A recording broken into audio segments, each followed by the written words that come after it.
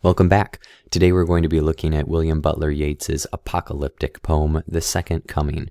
This is a great poem. I usually start the school year off with it because it really teaches you how to read poetry and how to kind of grasp the ideas in a very opaque poem such as this one. It also shows you what sort of themes a poem can contain and the power of poetry. So I'm excited to dive into it. Let's look at it.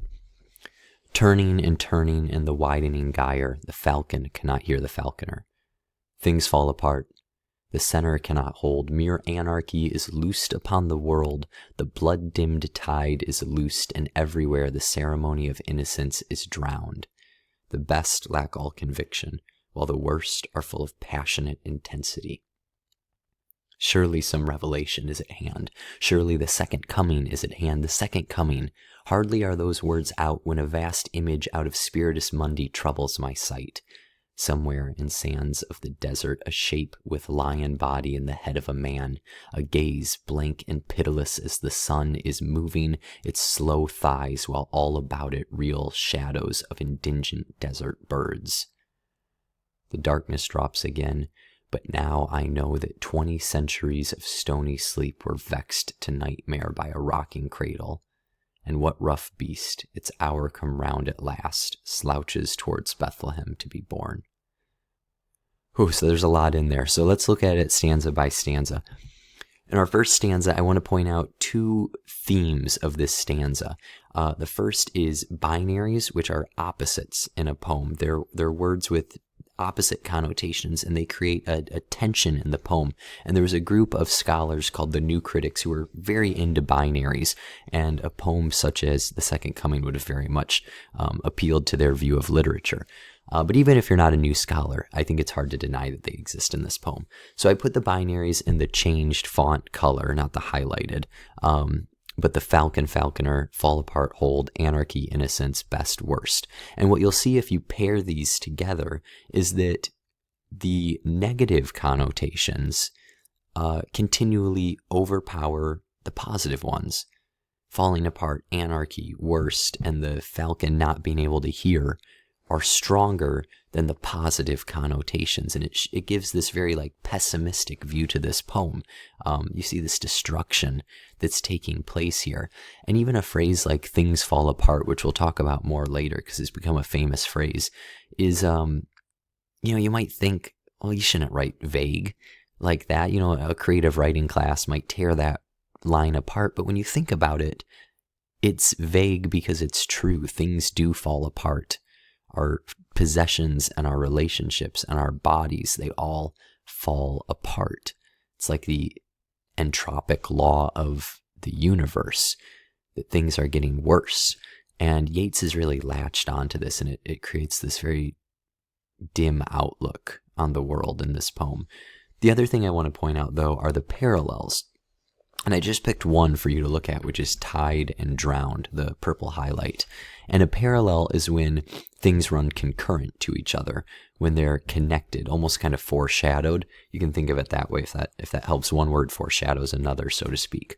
So here you have the blood-dimmed tide is loosed, and everywhere the ceremony of innocence is drowned. And I would argue that drowned is an intentional word, and it shows why we consider someone like Yeats such a phenomenal poet.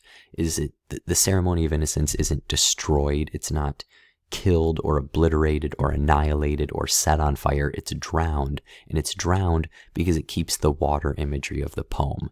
So even as the poem describes a world falling apart, the poem itself is held together very tightly and intentionally.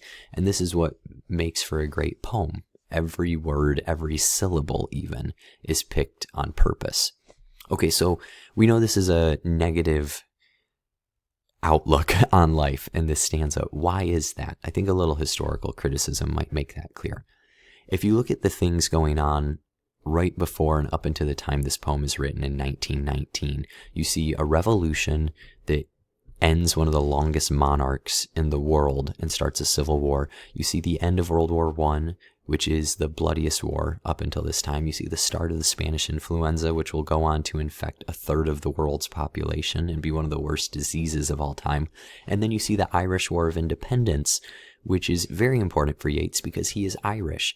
So everywhere from distant kingdoms to the world at large to his own homeland is experiencing strife and conflict. And when you think of it in that way, there's no doubt why this poem has so many destructive images. It's like every line of this stanza is about the end times. And the poem would maybe be great if it just ended there, but it goes one stanza further, and this is where things get a little bit trippy. So let's look at this stanza again. Surely some revelation is at hand. Surely the second coming is at hand. The second coming. Hardly are those words out when a vast image out of Spiritus Mundi troubles my sight.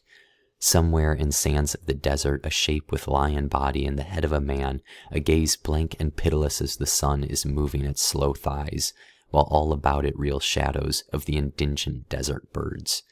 The darkness drops again, but now I know that 20 centuries of stony sleep were vexed to nightmare by a rocking cradle, and what rough beast, its hour come round at last, slouches towards Bethlehem to be born. So when I have students look at this stanza, they can pick out a lot of the music. There's repetition, both of words and of sounds. You have things like darkness drops, indigent desert birds,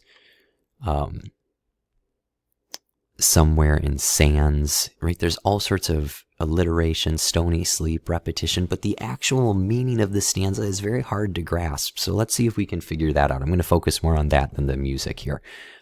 First thing is to know what these words mean.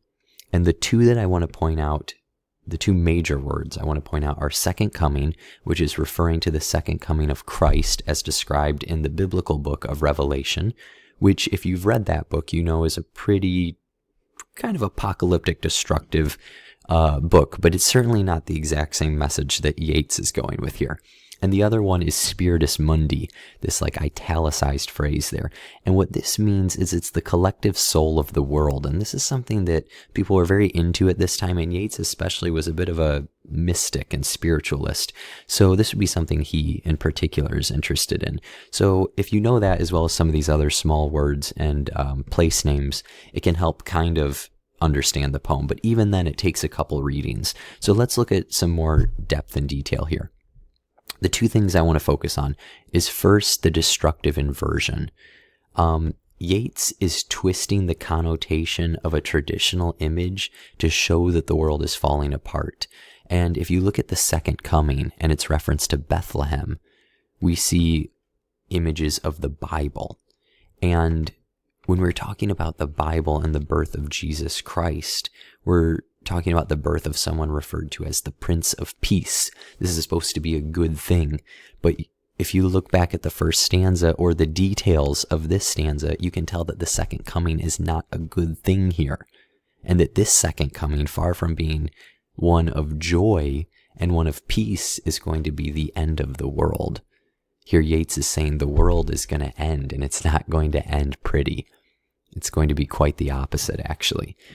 The other thing I want to point out, and perhaps this is the most important part of grasping this second stanza, is how the speaker discovers things as they go on. So in the yellow, we have this repeated surely.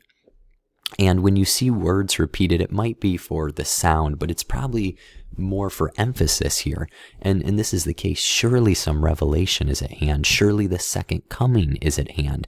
So it's the speaker thinking, this has to be the end. This has to be the end. And then the vision of the end opens up, the second coming, with an exclamation mark. It's like they've discovered it is the second coming.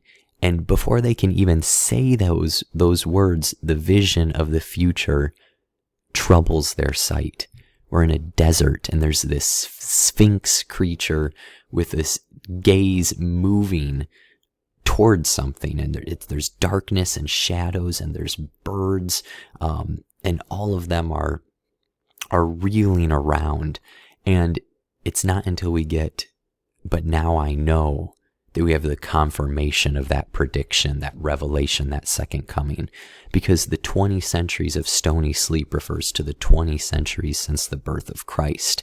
And if we go back to that destructive image, these centuries were vexed to nightmare by a rocking cradle. A rocking cradle usually has a positive connotation, rocking to sleep, to sweet dreams.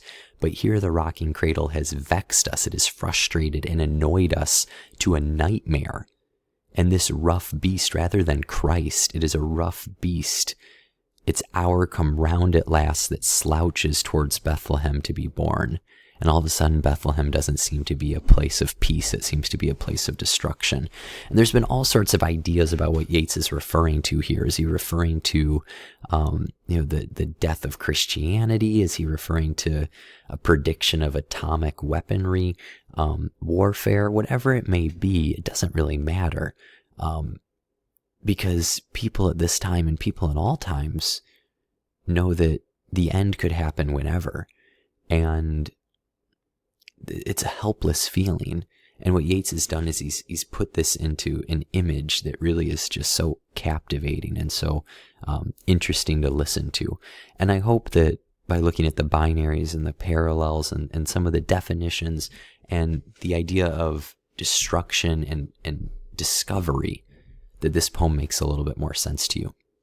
Now, if we want to look at lasting influence, some have argued this is the most influential poem in terms of inspiring other writers of the last 150 years. The most famous example is Chinua Achebe's Things Fall Apart, which is this phenomenal novel about a warrior in Nigeria who is witnessing the colonization of his people.